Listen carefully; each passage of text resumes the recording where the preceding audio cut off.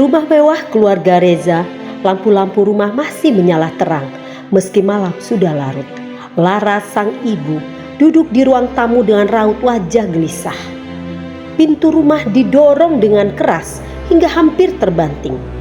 Laras tersentak, berdiri dengan kaget melihat Reza masuk dengan wajah merah padam. Laras heran dan berkata, "Reza, ada apa nak?" Reza membentak, suaranya bergemuruh. "Di mana ayah?" Dari lantai atas, Arman turun dengan tenang mengenakan piyama mahalnya. Ia menatap Reza dengan tatapan bingung. "Reza, ada apa ini? Kenapa kamu ribut malam-malam?" Reza mendekati Arman, suaranya gemetar menahan amarah. Kau brengsek ayah." Arman mengernyitkan dahi. "Jaga mulutmu Reza." Reza tertawa sinis, matanya penuh kebencian. "Mulutku? Kau tahu apa yang baru saja aku temukan? Nadia, dia hamil ayah. Dan kau yang melakukannya."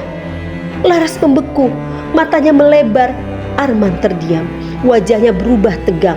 Keheningan mencekam, hanya terdengar suara jam dinding berdetak. Laras berteriak, suaranya hampir tak terdengar. Arman menghela napas berat, matanya menghindari tatapan istrinya. "Laras, aku..."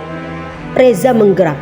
Lalu tanpa peringatan ia melemparkan pukulan keras ke wajah Arman ayahnya. Arman terdorong ke belakang, bibirnya pecah. Reza berteriak, penuh kemarahan, "Dasar pengkhianat!" Arman balas menyerang, memukul Reza di perut. Pertengkaran pun pecah. Mereka saling menghantam dengan brutal. Suara benturan tubuh dan barang pecah belah menggema di seluruh rumah. Laras menangis, berusaha melerai. Reza dan Arman saling dorong dan tinju. Wajah mereka penuh kemarahan. Laras berteriak, suaranya parau berhenti. "Berhenti Reza! Arman, kumohon!" Akhirnya Laras berlutut, menangis histeris. Reza berhenti memukul, dadanya naik turun menahan emosi. Arman terduduk di lantai, wajahnya lebam. Reza menggertakkan gigi, matanya penuh air mata. "Aku tidak punya ayah sepertimu." Reza mengambil kunci mobilnya dan pergi meninggalkan rumah. Laras hanya bisa menangis di lantai, sementara Arman menatap kosong ke depan, seolah menyadari bahwa hidupnya kini telah hancur. Dan di malam itu, sebuah keluarga yang sempurna hancur tanpa bisa diperbaiki lagi. Kamar kos Nadia dalam keadaan gelap. Hanya lampu kecil di sudut meja belajar yang menyala, menerangi wajahnya yang penuh dengan air mata. Matanya sembah, rambutnya berantakan, dan tubuhnya gemetar karena kelelahan menangis. Hujan mulai turun di luar, menambah kesan kelam. Isakan Nadia terdengar lirih, sesekali terputus oleh nafas tersenggang. Nadia duduk di lantai memeluk lututnya. Matanya menatap ke arah jendela yang basah oleh rintik hujan. Tangan yang lemah meraih sehelai kain, meremasnya dengan gemetar. Nadia berbisik, suaranya parau. "Apalagi yang tersisa untukku?" Ia melirik meja kecil di samping tempat tidur. Sebuah pisau kecil tergeletak di sana, memantulkan cahaya lampu redup. Dengan tangan gemetar ia mengulurkan tangannya.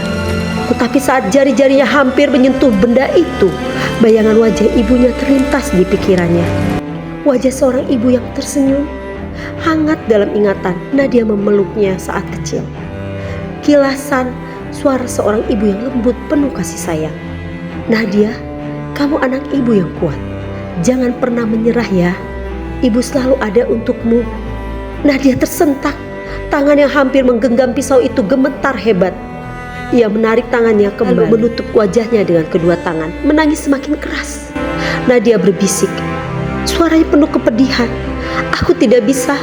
Aku harus pergi dari sini." Dengan langkah terseok, ia bangkit. Air matanya masih terus mengalir. Tetapi ia berusaha menguatkan diri. Ia meraih koper kecil di sudut kamar, lalu mulai mengemas pakaiannya. Dengan tergesa-gesa, lorong kosan yang sepi di tengah malam, Nadia berdiri di depan pintu, memegang koper kecil dengan tangan gemetar. Suara hujan yang semakin deras diiringi suara guntur dari kejauhan. Nadia menghela napas panjang, lalu melihat ke dalam kamarnya untuk terakhir kalinya. Dengan berat hati ia menarik koper dan berjalan keluar, meninggalkan segalanya. Kos Nadia yang kosong, lampu kamar masih menyala, tetapi tidak ada lagi tanda kehidupan di dalamnya. Suara langkah kaki tergesa-gesa di lorong kos, diikuti suara pintu yang didorong dengan keras. Reza berlari masuk ke kamar Nadia. Nafasnya terengah-engah, matanya liar mencari sosok yang ia cintai, tapi hanya keheningan yang menyambutnya. Reza berbisik, "Putus asa Nadia. Nadia, kamu di mana?" Ia berjalan ke tengah kamar. Melihat ke sekitar, kamar itu terasa hampa. Tidak ada koper, tidak ada pakaian Nadia yang biasanya berserakan. Pandangannya jatuh ke atas meja, di mana hanya ada secari kertas kecil bertuliskan satu kata. Sepotong kertas bertuliskan "maaf". Reza meremas kertas itu. Tangannya gemetar, ia menggigit bibirnya, mencoba menahan emosi, tetapi akhirnya jatuh terduduk di lantai. Kepalanya tertunduk. Reza berbisik, air mata jatuh. "Kenapa kamu pergi? Aku masih ingin bersamamu Nadia." Di luar hujan turun, seolah menangisi kisah cinta mereka yang tak berujung. Di kamar rumah sakit, Arman terbaring di ranjang dengan wajah penuh lebam. Laras duduk di sampingnya, matanya sembab setelah menangis semalaman. Bunyi mesin monitor detak jantung dan suara hujan yang masih turun di luar. Arman membuka matanya perlahan. Ia menoleh ke samping, melihat Laras yang menatapnya dengan air mata di pipi. Arman dengan suara lemah, "Laras," suara lirih, penuh luka. "Kenapa Arman? Kenapa kamu menghancurkan semuanya?" Arman menutup matanya sejenak, lalu menarik nafas panjang. Air matanya mulai jatuh, menetes ke bantal putih di bawah kepalanya. Arman parau, penuh penyesalan.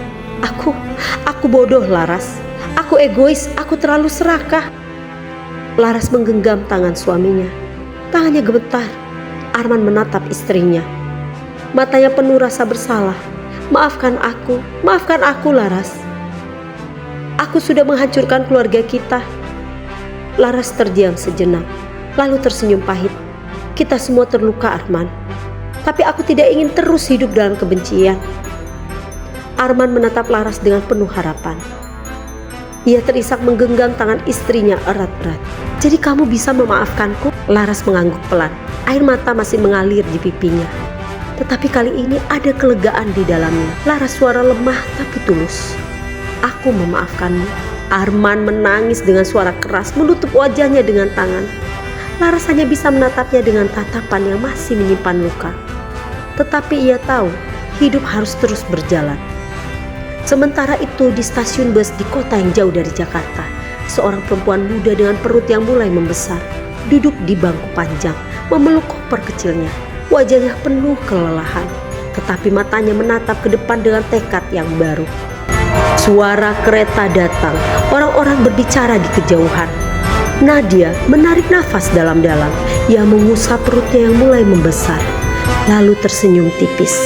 Nadia berbisik pada dirinya sendiri, "Aku akan bertahan untukmu, anakku." Kereta datang dan Nadia berdiri melangkah masuk. Di luar matahari mulai terbit, menandakan awal yang baru. Kadang hidup tidak selalu berjalan sesuai keinginan kita, tetapi meskipun luka itu ada, kita selalu punya pilihan untuk terus melangkah ke depan.